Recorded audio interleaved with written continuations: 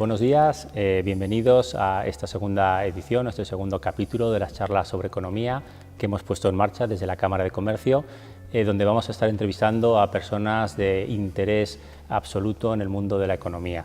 Y hoy tenemos la suerte de contar con el señor Vicente Salas, catedrático de la Universidad de Zaragoza, en la Organización de Empresas. Buenos días. Buenos días. Donde nos va a aclarar temas yo creo que relevantes acerca de las empresas, el tejido empresarial español y aragonés, que nos van a ayudar a todos a entender un poquito mejor esta problemática. Directamente entrando en materia, ¿qué rasgos estructurales de las empresas españolas las diferencian de las empresas de otros países? Bueno, el tejido empresarial siempre es un tejido muy heterogéneo, ¿no? Y por tanto, cuando se habla de las empresas es difícil dar rasgos en los que cada una, todas se sientan identificados. Además hay elementos contradictorios, ¿no? Por ejemplo, pues España, cuando se compara, las empresas españolas puntúan relativamente mal en temas de investigación y desarrollo, pero en cambio, especialmente en los últimos años, puntúan bien en internacionalización y exportaciones, ¿no? Pero quizá la variable que más se ha analizado y que se ha mirado con más detenimiento es la estructura de tamaños.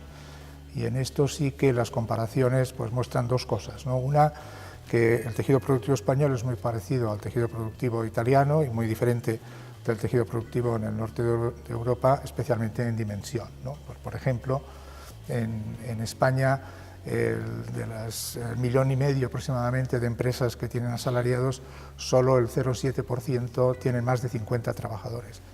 En cambio, en Alemania, el 3% de las empresas con más de 50 trabajadores, o sea, el número de empresas con más de 50 trabajadores es 3%, ¿no? En España, el 40% de los trabajadores trabajan en empresas de más de 50 y en Alemania es el 60%, ¿no? Y otro elemento que me parece también importante es el de la dualidad. En España, las grandes empresas, las pocas, relativamente pocas que hay, cuando se comparan internacionalmente, pues la variable, por ejemplo, productividad que se suele utilizar, valor añadido por trabajador, las comparaciones suelen dar resultados muy similares. Es decir, el colectivo de grandes empresas, la productividad media es muy parecida en España, Alemania, Italia, Francia, ¿no? Pero en cambio, cuando se comparan las productividades medias de las pequeñas y medianas, en España las productividades medias están sensiblemente por debajo de las productividades medias de las pequeñas y medianas en los países de comparación o de referencia. Por tanto, la diferencia entre grandes y pequeñas, digamos, o grandes y medianas, en España está más marcada que en los países del entorno. De ahí esta referencia a la elevada dualidad en el tejido empresarial español, además de la pequeña dimensión como norma general. Es muy interesante esto que nos estás comentando, pero realmente ¿por qué son relevantes las diferencias de tamaño empresariales entre países? Bueno, me he referido a la productividad. Los datos ponen de manifiesto que la productividad media, es decir, el valor añadido por trabajado o por trabajador, está positivamente asociado con el tamaño. Por tanto, una de las razones por las cuales la productividad media de los trabajadores en España está por debajo de la productividad media del resto de países se achaca o se atribuye pues a la falta de empresas grandes, es decir, que en términos relativos tenemos pocas, y luego también a que entre el colectivo de pequeñas, que son más numerosas, la productividad media está por debajo del promedio, ¿no? Pero para simplificar, la variable con la que se relaciona más estrechamente el tamaño es la productividad, de ahí que ha habido algunas iniciativas públicas en los últimos años que se han planteado precisamente la forma de aumentar la productividad a través de aumentar el tamaño de las empresas. ¿Y qué factores piensas que explican esas diferencias?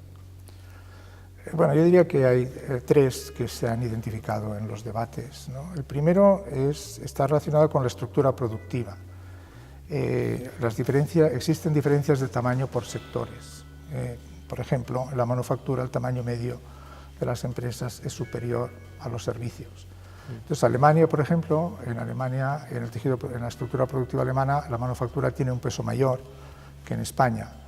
Por tanto, si las empresas manufactureras tienen un tamaño medio superior a las de los servicios, una economía donde la manufactura tiene un peso específico mayor tendrá también empresas de tamaño medio superior. La segunda razón se ha relacionado con que, bueno, en el mundo académico, digamos, se ha llamado costes externos por crecer. Y esto, en el caso español, se ha relacionado con las regulaciones que afectan a las empresas a partir de una determinada dimensión. Concretamente, las regulaciones que establecen que a partir de 50 trabajadores las empresas tienen que tener pues, ciertos mecanismos de representación sindical, que a partir de 6 millones tienen un tratamiento fiscal diferenciado. Por tanto, está el tema de los umbrales. Muchas empresas se dice que intentan saltar, pasar de 50 o pasar de los 6 millones porque de esta manera evitan el exceso de regulación que les va a afectar si se da esa circunstancia, ¿no? Y el tercer factor, quizá menos comentado, es lo que algunos llamamos los costes internos de crecer. En el sentido de que si yo tengo una estructura organizativa que me vale pues, de entre 10 y 50 trabajadores, probablemente si quiero saltar de 50 tendré que cambiar toda la estructura organizativa, tendré que cambiar el grado de profesionalización, tendrá que cambiar la especialización, tendré que cambiar los mecanismos de delegación y control. Y por tanto, los sistemas organizativos no tienen una continuidad. Es decir, crecer no es adaptar el sistema organizativo, crecer es cambiar y requiere un cambio global y no siempre las empresas están preparadas para abordar ese cambio global. Si nos elevamos a los 250 trabajadores, por ejemplo, pues posiblemente también muchas empresas para crecer a partir de esas cifras necesitarán ampliar la base accionarial. Y ahí ya no solamente entramos en cuestiones de organización, sino también en temas de gobierno corporativo, que es una complicación adicional. Por tanto, yo diría que si tuviera que explicar las diferencias, las resumiría en estas tres. Diferencias de estructura productiva, costes externos de crecer, ligados a las regulaciones que se incrementan para las empresas a partir de una cierta dimensión, y costes internos de crecer que están ligados a la capacidad de las empresas de cambiar sus sistemas de organización y sus sistemas de gobierno para, digamos, abordar los retos de esa mayor dimensión.